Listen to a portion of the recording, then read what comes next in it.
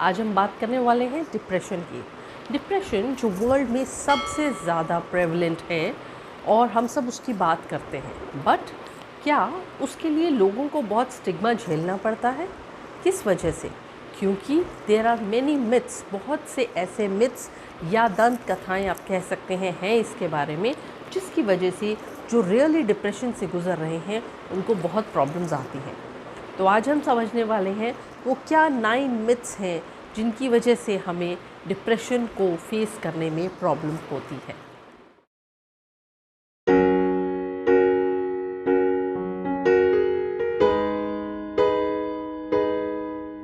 Number 1, ये कोई बीमारी नहीं है। नंबर 2, इसके लिए एंटी डिप्रेसेंट लेने से कोई फायदा नहीं हो।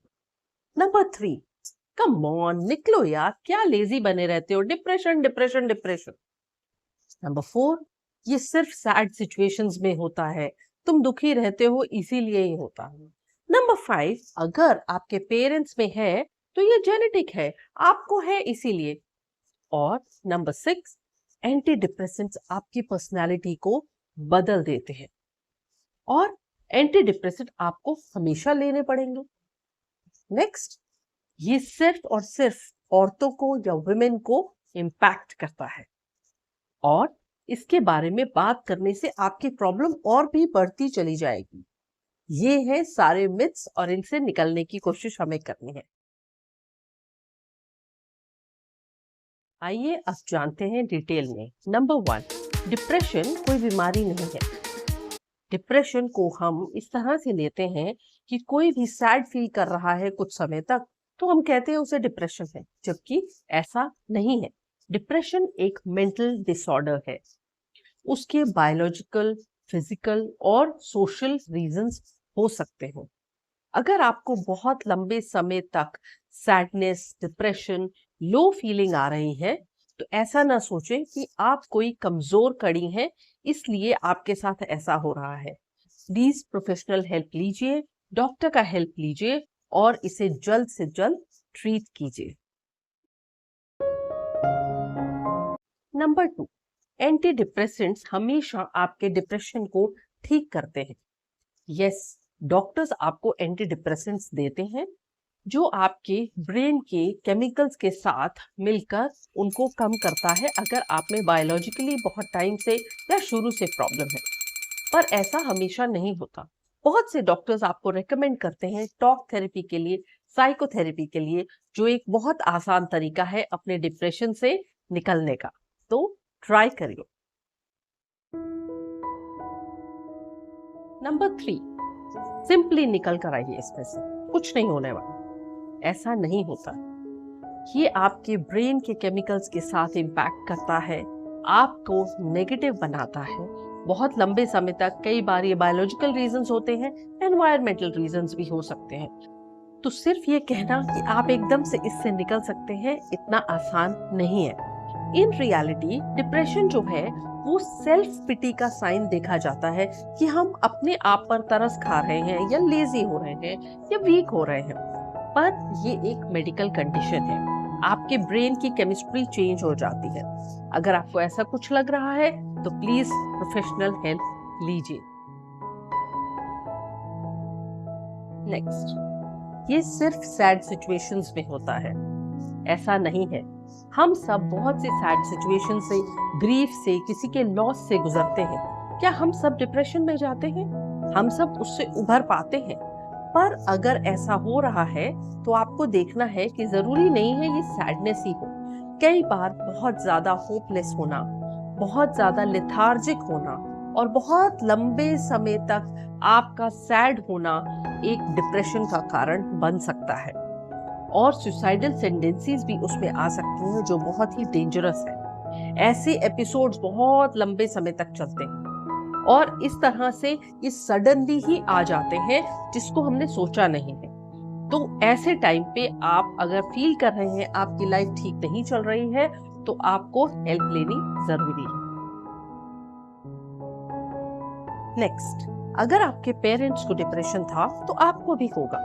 मेयो क्लिनिक ये कहता है कि हाँ, जेनेटिक्स ऐसा बोलती है, मगर साइंटिस्ट इस पर स्टिल रिसर्च कर रहे हैं और उनका ये कहना है कि ये ज़रूरी नहीं है कि अगर वो आपकी फैमिली में रन कर रहा है तो आप डिप्रेशन प्रोन हैं, और आप अगर किसी भी सैड फीलिंग से गुजरते हैं तो आप इसको कह सकते हैं कि हाँ मुझे डिप्रेशन है क्योंकि it runs in my family. इसकी बजाय आप अगर प्रोन हैं और आपकी फैमिली में किसी को डिप्रेशन है तो आपको ये कॉशन लेना है कि आप ड्रग्स में, अल्कोहल में या ऐसे किसी चीज में जो कि डिप्रेशन का रिस्क हो सकता है उससे दूर रहिए। एंटी आपके ब्रेन केमिस्ट्री को चेंज करते हैं। शायद ये थोड़ा डरावना लगे या आपको थोड़ी चिंता भी हो, मगर आपको ऐसा लगेगा कि सभी कुछ और सब इंसान आपसे यही बात कह रहे हैं। ये जरूरी है जानना कि एंटी डिप्रेसेंट्स जो हैं वो डिजाइन किए गए हैं कुछ केमिकल्स को चेंज करने के लिए आपके ब्रेन में, और ये डिप्रेशन के सिम्टम्स को कम करते हैं। इनको लेने के बाद जो डिप्रेशन के लोग होते हैं उन्हें अच्छा लगने लगता है। अगर आपको ऐसा ठीक ना लगे एंटी डिप्रेसेंट लेने से तो आप अपने डॉक्टर से ट्रीटमेंट के बारे में बात कर सकते हैं। नेक्स्ट, डिप्रेशन सिर्फ औरतों को अफेक्ट करता है। सोशल प्रेशर की वजह से बहुत से आदमी या मेन कंफर्टेबल फील नहीं करते अपनी फीलिंग्स के बारे में या हेल्प मांगने के लिए, और उसका नतीजा ये होता है कि बहुत सारे लोग ये मानने लगते हैं कि डिप्रेशन जैसी डिजीज सिर्फ औरतों में होती है। ये बिल्कुल सच नहीं है। औरतें ज्यादातर अपने प्रॉब्लम्स को डिप्रेशन के साझा करती हैं और उनके लिए हेल्प लेती हैं, बट इसका ये बिल्कुल मतलब नहीं है कि आदमियों में डिप्रेशन नहीं होता है।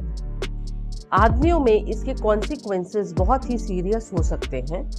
औरतों की बजाय आदमी ज्यादा सुसाइड कमिट करते हैं, इसलिए ज्यादा जरूरी है कि हेल्प ली जाए।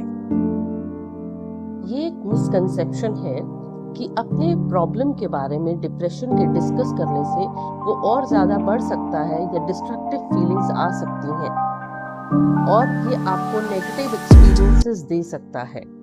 बट बहुत से लोगों के लिए अकेले इससे जूझते रहना और इस तरह के थॉट से वो बहुत हार्मफुल हो सकता है। ज्यादातर हेल्प होती है अगर आप supportive, reliable, non judgmental listener के पास जाएं और अपनी फीलिंग्स को शेयर करें। आपके लव्ड वंस जो हैं वो रेडी हैं आपको अपनी बात सुनने और सुनाने के लिए। बट बहुत से केसेस में ये देखा गया है कि एक सर्टिफाइड थेरेपिस्ट ही बेटर इक्विप्ड है इन चीज़ों से देखने के लिए और उन पेशेंट से डील करने के लिए।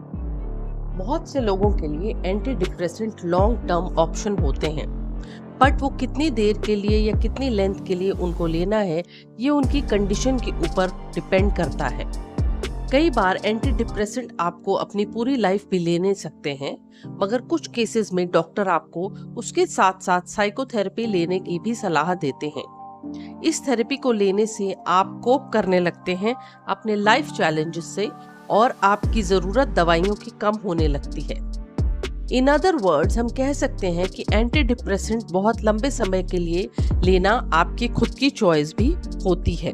सो dear friends, let me know कैसा लगा आपको ये मेरा वीडियो, और बताते रहिए कमेंट करके आपको और किस तरह के टॉपिक्स पे वीडियोस चाहिए।